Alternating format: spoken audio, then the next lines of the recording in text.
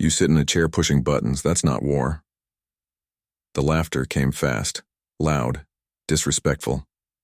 The infantry captain didn't even look at the drone feed when he said it. He was too busy adjusting his vest, checking his rifle, feeling the weight of his own importance. When bullets start flying, he added, guys like you hide behind a screen. The drone pilot didn't respond. He never did. But that morning, as the convoy prepared to roll out of the secure perimeter, something shifted in the air. Not anger, not fear, certainty. The quiet certainty that they were about to make a fatal mistake, and that no one was willing to listen to the one man who could actually see the entire battlefield. Before this story continues, understand one thing. If you believe courage only exists with a rifle in your hands, if you think modern war is still just boots in the dirt, this story might challenge you. But if you understand that decisions save more lives than brute force, then subscribe to the channel. Because this is not a story about technology. It's a story about ego, about arrogance, and about the cost of ignoring the man who sees beyond the dust. His name was Daniel Mercer, First Lieutenant, United States Navy, certified unmanned aerial systems pilot, ISR and tactical reconnaissance specialist. He didn't join the military for glory, he joined for logic. Daniel grew up the son of an electrical engineer and a trauma nurse. While other kids played sports, he took apart radios, laptops, anything that carried a signal. He wasn't drawn to weapons. He was drawn to patterns. That instinct led him to the Navy, and eventually to a control station instead of a cockpit, to aircraft that never landed on runways, and missions no one ever filmed. The forward operating base sat in the middle of nowhere. Rock, heat, a silence that lied. The infantry unit had arrived days earlier, led by Captain Mark Reynolds, experienced, decorated, respected, and absolutely convinced that war only counted if you could feel recoil in your hands. From the first briefing, Reynolds made his opinion clear. We'll move fast. Minimal contact. No need for aerial babysitting. Daniel spoke up. Sir, thermal patterns show irregular movement along the eastern ridge. I didn't ask for analysis, Lieutenant. A few quiet laughs followed. Just watch your toy, Reynolds added. We'll handle the real fighting. The word toy hung in the air. Daniel noted it, observed, stayed silent. The night before the mission, Daniel didn't sleep. The drone had been circling the area for hours. On the surface, everything looked calm. The data said otherwise. Subtle movement, intermittent signal interference, human heat signatures where none should exist. It wasn't a frontal attack. It was a trap. Daniel requested another briefing. Denied. You see ghosts because you've never been on the ground. Relax, pilot. This is a man's job. The word coward was never spoken, but it was there, in every glance, every smirk, every dismissal. The sun hadn't fully risen when the vehicles left the gate. Daniel tracked them from the mobile control station. Perfect altitude, clear imagery, maximum zoom. Then he saw it. Movement, too, synchronized to be civilian. Heat signatures forming a crescent shape along the ridgeline. He keyed the radio. Possible hostile contact east sector. Recommend immediate halt. Silence. Captain Reynolds, I repeat. Continue observing, Lieutenant. The convoy rolled forward, straight into the kill zone. The first shot wasn't loud. It was precise. Daniel Mercer saw it before anyone on the ground felt it. A faint heat bloom on the ridgeline. A sharp spike in the spectrum. A shoulder-fired launcher adjusting its angle with calm intent. RPG signature, Daniel said into the radio, voice controlled. Enemy has visual on the drone, Captain Reynolds answered immediately. Irritation clear. They're shooting at your toy, Lieutenant, not us. Daniel didn't raise his voice. Sir, if they can see the drone, they can see the convoy. Silence followed. Then Reynolds replied. Stay focused on your screen. Daniel's jaw tightened. He widened the camera angle, tracking the launcher's movement. Too smooth, too confident. These weren't amateurs. The missile didn't roar. It hissed. A white streak cut across Daniel's screen. For half a second, the drone tried to compensate. Auto stabilizers flaring, control surfaces adjusting. Then the feed went white. Static. Distortion. Nothing. A moment later, the telemetry flatlined. Daniel stared at the screen. Drone lost, shot down. $20 million of airborne awareness gone in an instant. More importantly, the convoy was now blind. The explosion came seconds later. Not from the drone. From the lead vehicle. A buried charge detonated beneath the front axle, lifting steel and men into the air. Gunfire erupted from both sides of the valley. Not wild. Not panicked. Disciplined. Crossfire. Contact front. Contact left. We're hit. We're hit. Daniel heard Reynolds' voice break through the chaos. Where the hell is Overwatch? Daniel keyed the mic instantly. Drone is down, sir. You're exposed. Multiple enemy positions on both ridgelines. Reynolds cursed. You said this area was clear. I said it wasn't, Daniel replied. The line went dead for half a second. Then, medic! Medic! Without aerial ISR, the valley became a cage. Enemy fighters moved along prepared trenches, staying above the Marines, firing downward with controlled bursts. They knew exactly where the convoy would stop.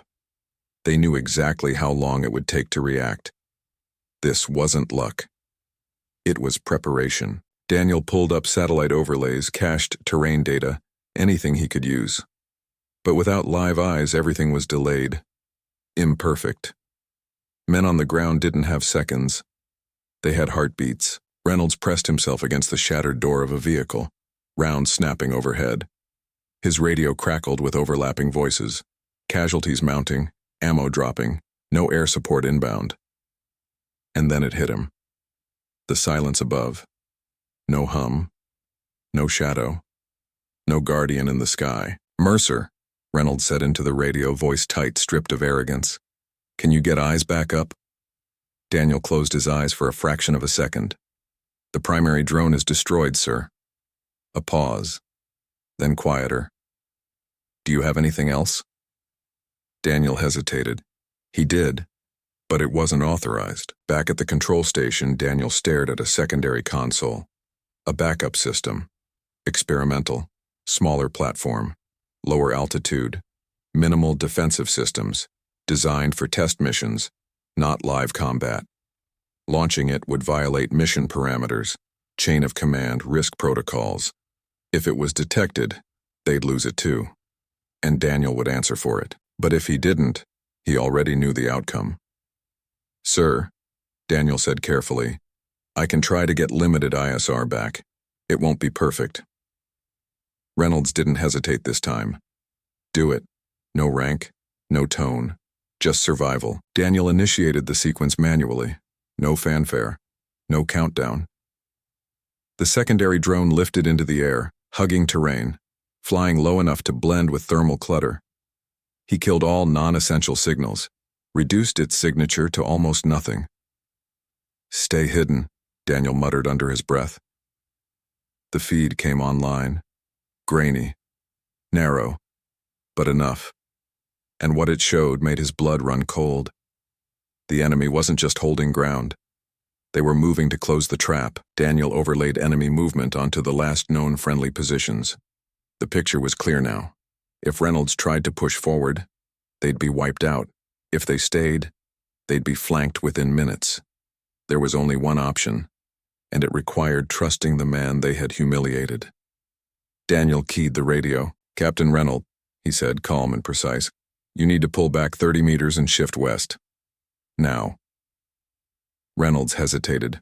The old instinct fought back. Then a round slammed into the dirt inches from his head. Say it again, Reynolds said. Daniel repeated it, slower, clearer. This is the only way out. As the Captain Mark Reynolds crouched behind the twisted remains of the lead vehicle, dust and smoke choking the narrow valley. Rounds cracked overhead in disciplined bursts. Not random fire. Not panic. This was a controlled kill zone. West! Move west! Reynolds shouted. The Marines reacted instantly, not because they trusted him, but because the alternative was death. Daniel Mercer watched it all through the narrow, fragile feed of the secondary drone. Every second mattered. The smaller drone hugged the terrain, flying just above thermal noise, barely visible even to trained observers. Daniel adjusted altitude manually. Too high, and it would be spotted. Too low, and it would clip terrain. Sweat ran down his spine. This aircraft wasn't meant to be here. No clearance, no redundancy, no second chance. If it went down, Daniel would lose more than hardware. He would lose his career. But he didn't hesitate, because men were dying. What the drone revealed was worse than Daniel feared.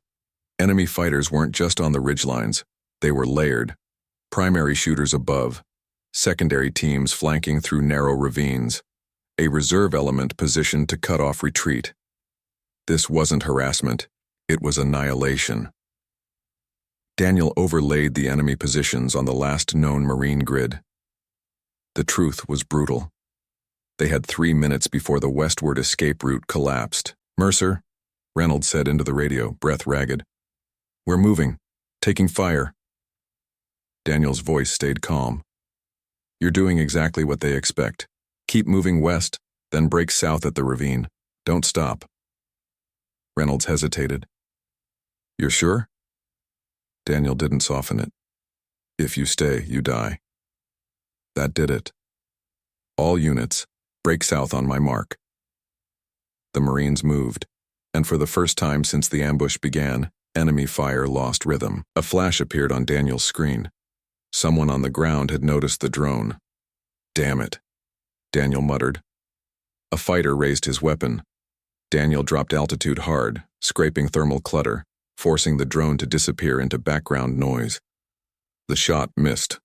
Barely. Daniel's hands shook for half a second, then steadied. The drone's limited payload included one controversial feature: signal injection. Not a weapon, a communications exploit. It allowed brief interference in enemy radio nets. Nothing destructive, nothing permanent. But using it here would violate standing orders. Daniel stared at the option on his screen. One click. 30 seconds of chaos for the enemy. 30 seconds that could save lives. He didn't ask permission. He activated it. Enemy radio chatter exploded into confusion. Overlapping commands, contradictions. Silence where coordination should have been. On the ground, Marines noticed instantly. "Enemy fire's dropping. They're moving wrong. They're disorganized." Daniel seized the moment. "Reynolds," he said, voice sharp now. "Push south. You have 30 seconds. Reynolds didn't argue. "Move! Move! Move!" The Marines surged through the ravine as rounds snapped behind them. The trap failed. Barely. As the Marines reached cover beyond the kill zone, something unexpected happened. The radio went quiet. Not dead. Respectful. Reynolds keyed his mic. "Mercer," he said. "You still with us?" Daniel checked the drone. Fuel low. Signal degrading. "Yes, sir." A pause, then, "I was wrong. No qualifiers, no excuses, just truth. You saved my men." Daniel didn't respond immediately. Then, "Just doing my job, sir." But both men knew that wasn't the full story. Minutes later, the secondary drone finally lost signal. It vanished from the screen. Burned out. Daniel leaned back, exhausted. 2 drones lost. Multiple protocols broken. A paper trail that would end his career if reviewed strictly. But the Marines were alive, and that mattered more. As medics worked and perimeter security stabilized, Reynolds walked away from his men, helmet under his arm. He stared up at the empty sky. For the first time in his career, he understood something painful. Courage didn't always look like pulling a trigger. Sometimes it looked like trusting someone you had called a coward. The investigation began before the dust had settled. It always did. Back at the forward base, Daniel Mercer sat alone in the mobile control unit, staring at a blank screen that still carried the faint ghost of the lost drone feed. 2 aircraft destroyed. Multiple protocol violations. Unauthorized system usage. On paper, it was enough to end a career. A senior intelligence officer entered the room, tablet in hand, expression unreadable. "Lieutenant Mercer," he said, "walk me through exactly what you did." Daniel didn't defend himself. He didn't dramatize. He told the truth. Step by step. What he saw. What he warned. What was ignored? What happened when the drone went down? Why he launched the secondary platform? Why he activated the signal exploit? When he finished, the officer remained silent for a long moment, then asked a single question. How many Marines would be dead if you hadn't? Daniel didn't answer. He didn't have to. Captain Mark Reynolds sat in a separate room, uniform still stained with dust and dried blood. He replayed the ambush in his head again and again. The moment he dismissed the warning, the moment he called it a toy, the moment he realized they were blind. When the investigating officer asked him for his statement, Reynolds didn't soften anything. I ignored intelligence because it didn't come from someone holding a rifle, he said flatly. That was my failure. The officer raised an eyebrow. You're aware that could end your command? Reynolds nodded. If that's the cost, I'll pay it. Then he added something unexpected. If Lieutenant Mercer hadn't broken the rules, my men wouldn't be alive to sit here right now. The final review took place days later, far from the heat and dust. No shouting, no speeches, just officers, data, and silence. Daniel stood at attention. Reynolds sat behind him. A senior commander spoke first. Lieutenant Mercer, you disobeyed standing orders.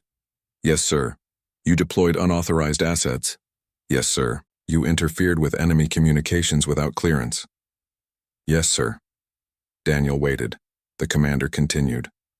You also provided the only actionable intelligence that prevented a platoon from being overrun. A pause. You will receive a formal reprimand. Daniel felt it land. Then, you will also receive a commendation for valor under pressure. The room shifted. Reynolds exhaled slowly. After the review, Reynolds caught up to Daniel outside the building. For a moment, neither spoke. Then Reynolds extended his hand. Daniel hesitated only a second before taking it. I was wrong, Reynolds said again. Not just about the drone, about you. Daniel nodded. I didn't need you to like me, sir. Reynolds gave a short, humorless smile. I needed you to save my men, and you did. Then came the words Daniel never expected to hear. Next time we move, I want you in the planning room, not on a screen. There was no official order, no memo sent down the chain. But things changed. Drone operators were no longer dismissed during briefings. Intel feeds were treated as weapons, not accessories. Warnings were questioned, but not mocked. Among the infantry, one phrase started circulating quietly. Ask the pilot. Daniel stayed in the Navy, not because it was easy, but because it mattered. He trained new operators not just on systems, but on responsibility. He told them the truth. You won't be respected at first, he'd say. You won't be thanked, and sometimes you'll be ignored. Then he'd pause. But when everything goes wrong, they'll need you. They called him a coward because he wasn't bleeding beside them. They called his drone a toy because they didn't understand its power, and they ignored him. Until the sky went silent and the ground turned hostile. In modern war, bravery isn't always loud. Sometimes it sits in a chair, watching a screen, making a decision that no one else can see. And sometimes, that's the decision that saves everyone. If this story made you rethink what courage really looks like, if you believe that intelligence deserves as much respect as firepower, subscribe to the channel, because the wars of today aren't won by ego. They're won by those willing to listen. The drone was shot down. The rules were broken and lives were saved. That was the truth, and that was enough.